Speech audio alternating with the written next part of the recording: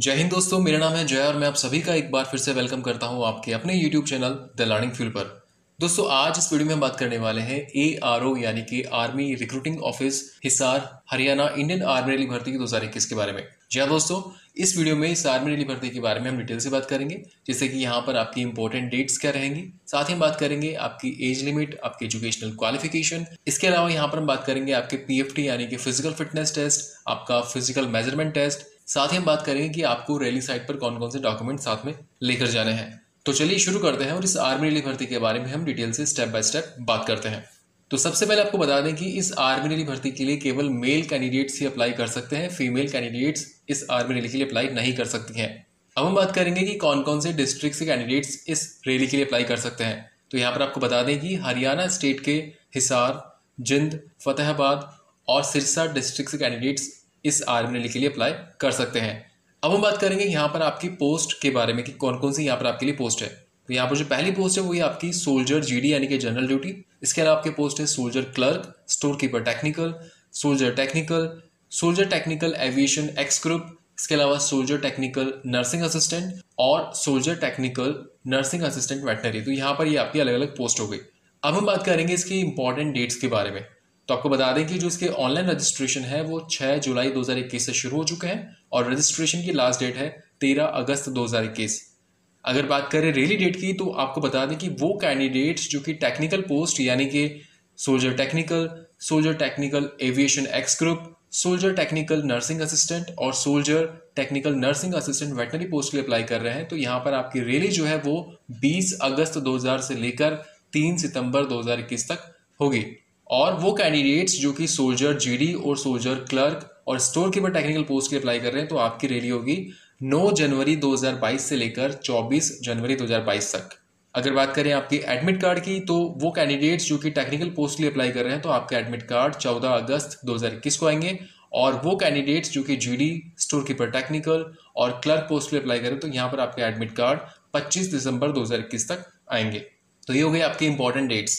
अब हम बात करेंगे यहाँ पर आपकी एप्लीकेशन फी के बारे में। तो आपको बता दें कि इंडियन आर्मी रैली भर्ती में आपको कोई एप्लीकेशन फी नहीं देनी होती है। आगे बढ़ते हैं और बात करते हैं रैली के वेन्यू यानी कि जगह के बारे में कि रैली कहाँ पर होगी। तो वो कैंडिडेट्स जो कि सोल्जर GD, सोल्जर क्लर्क और स्टोर कीपर टेक्निकल पोस्ट के लिए अप्लाई कर रहे हैं, तो यहाँ पर ये आपकी रैली होगी हिसार मिलिट्री स्टेशन हरियाणा में। और वो कैंडिडेट्स जो कि टेक्निकल पोस्ट के लिए अप्लाई कर रहे हैं, तो यहाँ पर आपकी रैली होगी राजीव गांधी स्पोर्ट्स कॉम्प्लेक्स रोहतक हरियाणा में। अब हम बात करेंगे यहाँ पर आपकी उम्र यानी कि एज के बारे में। तो यहाँ पर आपको बता दें कि वो कैंडिडेट्स जो कि सोल्जर जनरल ड्यूटी के लिए अप्लाई कर रहे हैं, तो यहाँ पर आपकी कम से कम उम्र 17.5 साल और अधिकतम उम्र आपकी 21 साल तक हो सकती है। यानी कि आपका जन्म 1 अक्टूबर 2000 से लेकर 1 अप्रैल 2004 के बीच हुआ हो। इसके अलावा बाकी जो भी पोस्ट है यानी कि soldier clerk, store keeper technical और जो अदर टेक्निकल पोस्ट है यानी कि सोल्जर टेक्निकल की, soldier technical aviation, soldier technical nursing assistant और नर्सिंग असिस्टेंट वेटनरी, इन सभी में आपकी कम से कम उम्र 17.5 साल और अधिकतम उम्र आपकी 23 साल तक हो सकती है। तो ये हो गई आपकी एज लिमिट। आगे बढ़ते हैं और बात करते हैं यहाँ पर आपकी एजुकेशन यानी कि आपकी मिनिमम क्वालिफिकेशन क्या होनी चाहिए। तो यहाँ पर वो कैंडिडेट्स जो कि सोल्जर GD पोस्ट के लिए अप्लाई कर रहे हैं, तो यहाँ पर आपको कम से कम 10वीं पास होना जरूरी है। पर ध्यान रहे कि 10वीं के अंदर आपके एग्रीगेट यानी कुल मिलाकर 45% मार्क्स होना जरूरी है और हर सब्जेक्ट में यहाँ पर आपके 33% मार्क्स होना जरूरी है। और वो कैंडिडेट्स जिन्होंने 10th ऐसे बोर्ड से पास करी है जहां पर ग्रेडिंग सिस्टम है, तो यहाँ पर आपको हर सब्जेक्ट में D ग्रेड होना जरूरी है और आपका एग्रीगेट C2 ग्रेड होना जरूरी है। तो ये हो गई GD पोस्ट के लिए क्वालिफिकेशन। अब हम बात करेंगे सोल्जर क्लर्क और स्टोर कीपर टेक्निकल पोस्ट की क्वालिफिकेशन के बारे में। तो यहाँ पर आपको 12th पास होना जरूरी है और ये 12th चाहे आपने आर्ट्स में करी हो या फिर कॉमर्स में या फिर साइंस में। पर ध्यान रहे कि यहाँ पर आपके एग्रीगेट 60% मार्क्स होने जरूरी है और हर सब्जेक्ट में यहाँ पर आपके 50% मार्क्स होने जरूरी है। इसके अलावा आपके पास 12th में अगर इंग्लिश या फिर मैथ्स या फिर अकाउंट या फिर बुक कीपिंग सब्जेक्ट थे, तो उनमें आपकी कम से कम 50% मार्क्स होने जरूरी है। अब हम बात करेंगे सोल्जर टेक्निकल और soldier technical aviation X group की क्वालिफिकेशन के बारे में। इन दोनों ही पोस्ट के लिए क्वालिफिकेशन सेम है। तो यहाँ पर आपको कम से कम 12th पास होना जरूरी है। पर ध्यान रहे जो आपने 12th पास करी है वो साइंस में होनी चाहिए और साइंस में आपके पास फिजिक्स, केमिस्ट्री, मैथ्स और इंग्लिश सब्जेक्ट्स होने जरूरी है। और यहाँ पर आपके एग्रीगेट 50% मार्क्स होने चाहिए और हर सब्जेक्ट में यहाँ पर आपके 40% यानी कि 40% मार्क्स होने जरूरी है। और अब बात करते हैं सोल्जर नर्सिंग असिस्टेंट और नर्सिंग असिस्टेंट वेटनरी पोस्ट की क्वालिफिकेशन के बारे में। तो यहाँ पर आपको 12th पास होना जरूरी है, पर ये जो अपने 12th पास करिए वो साइंस में होनी चाहिए, और साइंस में यहाँ पर आपके फिजिक्स, केमिस्ट्री, बायोलॉजी और इंग्लिश सब्जेक्ट्स होने कंपलसरी हैं। इसके अलावा यहाँ पर आपके एग्रीगेट 50% मार्क्स होने जरूरी हैं, और हर सब्जेक्ट में यहाँ पर आपके 40% मार्क्स होने जरूरी हैं। तो ये हो गया आपकी क्वालिफिकेशन। अब हम आगे बढ़ते हैं और बात करते हैं आपके मोड ऑफ सिलेक्शन के बारे में। तो मोड ऑफ सिलेक्शन में कुल 4 स्टेप्स होते हैं। पहला होता है पीएफटी यानी कि फिजिकल फिटनेस टेस्ट होता है, उसके बाद आपका होता है पीएमटी यानी कि फिजिकल मेजरमेंट टेस्ट, उसके बाद आपका होता है मेडिकल एग्जामिनेशन, फिर फाइनल होता है आपका रिटन एग्जामिनेशन। तो पहले हम बात करेंगे पीएफटी यानी कि फिजिकल फिटनेस टेस्ट के बारे में। स्क्रीन पर आपको टेबल दिखाई दे रही है। तो यहाँ पर पीएफटी में आपके कुल 4 टेस्ट होते हैं। पहला होता है 1.6 किलोमीटर की रनिंग, दूसरा होता है बीम यानी कि पुलअप्स, तीसरा होता है 9 फीट डिच और चौथा होता है जिगजैग बैलेंस।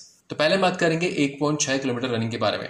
तो यहाँ पर आपको बता दें कि अगर आप 1.6 किलोमीटर की रनिंग 5 मिनट 30 सेकंड के अंदर कंप्लीट कर लेते हैं तो आपको ग्रुप फर्स्ट में रखा जाता है और आपको 60 में से 60 मार्क्स दिए जाते हैं। और अगर आप ये रनिंग 5 मिनट 31 सेकंड से लेकर 5 मिनट 45 सेकंड के बीच कंप्लीट करते हैं तो आपको ग्रुप सेकंड में रखा जाता है और आपको 48 मार्क्स दिए जाते हैं। तो ये हो गए आपकी रनिंग। दोस्तों यहाँ पर आपको बता दूं कि अगर आप इंडियन आर्मी रैली में होने वाली 1.6 किलोमीटर रनिंग के बारे में जानना चाहते हैं कि कैसे आप उस रनिंग में एक्सीलेंट करें, तो आपको बता दें कि इसके बारे में हमने एक सेपरेट वीडियो बना रखा है जिसमें हमने 1600 मीटर रनिंग को कैसे इजी और फास्ट में कंप्लीट कर सकते हैं उसके बारे में टिप्स बता रखे हैं। तो आप वो वीडियो जरूर देखें, उस वीडियो का लिंक आपको इस वीडियो के डिस्क्रिप्शन में मिल जाएगा। तो पीएफटी में 1.6 किलोमीटर रनिंग के बाद आपका अगला टेस्ट होता है बीम यानी कि पुलअप्स। तो यहाँ पर आपको 10 पुलअप्स प्रॉपर वे में निकालने होते हैं। अगर आप 10 पुलअप्स निकालते हैं तो आपको 40 मार्क्स मिलते हैं, 9 निकालते हैं तो 33 मार्क्स मिलते हैं, 8 पुलअप्स निकाल पाते हैं तो 27, 7 पुलअप्स निकाल पाते हैं तो 21 और 6 पुलअप्स निकाल पाते हैं तो यहाँ पर आपको 16 मार्क्स मिलते हैं। बीम यानी कि पुलअप्स टेस्ट कंप्लीट करने के बाद पीएफटी में आपका अगला टेस्ट होता है 9 फीट डिच। एक 9 फीट का लंबा गड्ढा होता है जो कि आपको कूदना होता है। यहाँ पर आपके कोई मार्क्स नहीं जोड़ते हैं। 9 फीट डिच कंप्लीट करने के बाद आपका अगला टेस्ट होता है जिगजैग बैलेंस। यहाँ पर भी आपके कोई मार्क्स ऐड नहीं होते हैं, ये भी आपको अगले स्टेप में जाने के लिए क्वालिफाई करना जरूरी होता है। इसके अलावा दोस्तों यहाँ पर आपको बता दें कि वो कैंडिडेट्स जो कि soldier clerk, store keeper technical या फिर जो अदर टेक्निकल पोस्ट है जैसे कि टेक्निकल एविएशन, नर्सिंग असिस्टेंट और नर्सिंग असिस्टेंट वेटनरी पोस्ट के लिए अप्लाई कर रहे हैं तो यहाँ पर आपके मार्क्स ऐड नहीं होंगे। आपको सिंपली इसमें क्वालिफाई करना जरूरी है पीएफटी टेस्ट में। यहाँ पर ये मार्क्स केवल सोल्जर जीडी पोस्ट के लिए जुड़ेंगे। तो ये हो गया आपका पीएफटी यानी कि physical fitness test. PFT clear करने के बाद आपका अगला टेस्ट होता है पीएमटी यानी कि फिजिकल मेजरमेंट टेस्ट। पीएमटी में यहाँ पर आपका हाइट, वेट और चेस्ट का मेजरमेंट किया जाता है। तो स्क्रीन पर आपको टेबल दिखाई दे रही है और आप इस टेबल के हिसाब से पता कर सकते हैं कि किस पोस्ट के लिए आप अप्लाई कर रहे हैं, उस पोस्ट के हिसाब से आपकी हाइट और चेस्ट का मेजरमेंट कितना होना चाहिए। फॉर एग्जाम्पल अगर आप सोल्जर जीडी पोस्ट के अप्लाई करते हैं तो यहाँ पर आपकी हाइट जो है वो 170 सेंटीमीटर होना जरूरी है। अगर बात करें आपके चेस्ट की तो चेस्ट आपका बिना फुलाए 77 सेंटीमीटर और उसमें कम से कम 5 सेंटीमीटर तक का फुला होना जरूरी है। अगर बात करें आपके वेट की तो यहाँ पर आपका वेट आपकी हाइट और एज के हिसाब से होना जरूरी है। दोस्तों इसके अलावा आपको यहाँ पर बता दें कि वो कैंडिडेट्स जो कि भाखड़ा डैम के आउटस्टीज यानी कि विस्थापित हैं तो यहाँ पर उनको पीएमटी के अंदर कुछ छूट दी गई है। स्क्रीन पर आप देख सकते हैं टेबल में। फॉर एग्जांपल अगर सोल्जर जीडी पोस्ट के लिए अगर कोई कैंडिडेट अप्लाई करता है और अगर वो भाखड़ा डैम का आउटस्टीज यानी कि विस्थापित है तो वहाँ पर आपकी जो हाइट है वो कम से कम 163 सेंटीमीटर होना जरूरी है। तो इसी तरीके से हर पोस्ट के सामने उसकी हाइट और चेस्ट का मेजरमेंट दिया हुआ है और वो कैंडिडेट्स जो कि भाखड़ा डैम से आउटस्टीज यानी कि विस्थापित हैं तो उनकी भी हाइट और चेस्ट का मेजरमेंट दे रखा है। वीडियो को पॉज करके आराम से देख सकते हैं। अब बात करेंगे यहाँ पर पीएमटी यानी कि हाइट, चेस्ट और वेट में मिलने वाली छूट के बारे में। तो यहाँ पर अगर आप सन्स ऑफ सर्विसमैन है या फिर सन्स ऑफ एक्स सर्विसमैन या फिर सन्स ऑफ वॉर विडो या फिर विडोज ऑफ एक्स सर्विसमैन तो यहाँ पर आपको हाइट में 2 सेंटीमीटर की, चेस्ट में 1 सेंटीमीटर की और वेट में 2 किलोग्राम तक की छूट मिलती है। इसके अलावा अगर आप किसी वॉर विडो के अडॉप्टेड यानी कि गोद लिए हुए पुत्र हैं या फिर सन इन लॉ है तो यहाँ पर आपको हाइट में 2 सेंटीमीटर की, चेस्ट में 1 सेंटीमीटर की और वेट में 2 किलोग्राम तक की छूट मिलती है। इसके अलावा अगर आप एक आउटस्टैंडिंग स्पोर्ट्स पर्सन है तो यहाँ पर आपको हाइट में 2 सेंटीमीटर की, चेस्ट में 3 सेंटीमीटर की और वेट में 5 किलोग्राम तक की छूट मिलती है। तो ये हो गई पीएमटी में मिलने वाली छूट। मोड ऑफ सिलेक्शन में पीएफटी क्लियर करने के बाद आपका अगला टेस्ट होता है मेडिकल टेस्ट। दोस्तों आपको बता दें कि इंडियन आर्मी में होने वाले मेडिकल टेस्ट के बारे में हमने एक सेपरेट डिटेल वीडियो बना रखा है जिसमें छोटे से बड़े हर एक टॉपिक को अच्छे से और विस्तार से बताया गया है। जैसे कि इंडियन आर्मी में दांतों का मेडिकल कैसे होता है, दांतों के पॉइंट कैसे कैलकुलेट किए जाते हैं, आपकी आंखों का मेडिकल टेस्ट कैसे होता है, इसके अलावा क्या इंडियन आर्मी में टैटू अलाउ है या फिर नहीं, और इसके अलावा और भी बहुत से टॉपिक है जैसे कि hernia, varicose veins, knock knee, flat foot, carrying angle या फिर आपका कभी कोई ऑपरेशन या कोई फ्रैक्चर हुआ हो। तो इसी तरीके से और भी बहुत से टॉपिक उस वीडियो में बताए गए हैं तो आप वो वीडियो जरूर देखें। वीडियो का लिंक आपको इस वीडियो के डिस्क्रिप्शन में मिल जाएगा। मेडिकल एग्जामिनेशन क्लियर करने के बाद मोड ऑफ सिलेक्शन में अगला टेस्ट होता है आपका रिटर्न एग्जामिनेशन का। दोस्तों अगर आपको इंडियन आर्मी में होने वाले रिटर्न एग्जाम के बारे में डिटेल में जानकारी चाहिए तो आपको बता दें कि हमने रिटर्न एग्जामिनेशन के बारे में डिटेल वीडियो बना रखा है, तो आप ज्यादा जानकारी के लिए वो वीडियो जरूर देखें। वीडियो का लिंक आपको इस वीडियो के डिस्क्रिप्शन में मिल जाएगा।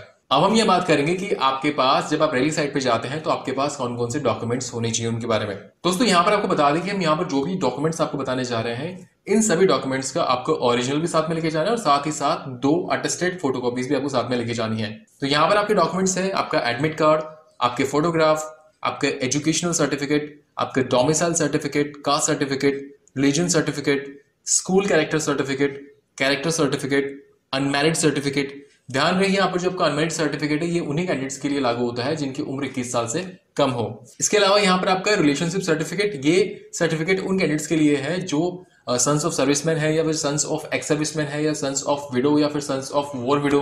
तो यहाँ पर ऐसे कैंडिडेट्स को यहाँ पर रिलेशनशिप सर्टिफिकेट दिखाना जरूरी होगा ताकि उनको जो छूट मिलेगी वो मिल सके। इसके अलावा दोस्तों यहाँ पर अगर आपके पास एनसीसी का सर्टिफिकेट है तो वो भी आप लेके जाएं साथ में ताकि उससे भी आपको कुछ फायदा हो, छूट मिले। इसके अलावा अगर आपका स्पोर्ट्स सर्टिफिकेट है तो वो भी लेके जाएं। इसके अलावा सर्टिफिकेट ऑफ बोनस मार्क्स और एफिडेविट। इसके अलावा साथ ही यहाँ पर जो आपकी single bank account, pan card और आधार कार्ड की ओरिजिनल और उनकी कॉपी भी साथ में जरूर लेके जाएं। सो फ्रेंड्स ये थे वो डॉक्यूमेंट्स जो कि आपको रैली साइट पे साथ में लेकर जाने हैं। सो फ्रेंड्स ये वीडियो था ARO यानी कि army recruiting office Hisar Haryana Indian army rally भर्ती 2021 के बारे में। दोस्तों उम्मीद करते हैं यहाँ पर हमने आपको जो भी इन्फॉर्मेशन दी वो आपको अच्छी लगेगी। अगर वीडियो अच्छा लगा हो तो इस वीडियो को लाइक और अपने दोस्तों के साथ शेयर जरूर करें और फ्यूचर में इस चैनल पर इसी तरह के यूजफुल वीडियोस देखने के लिए चैनल को सब्सक्राइब करके बेल आइकन जरूर दबाएं। So thank you for watching our video. जय हिंद।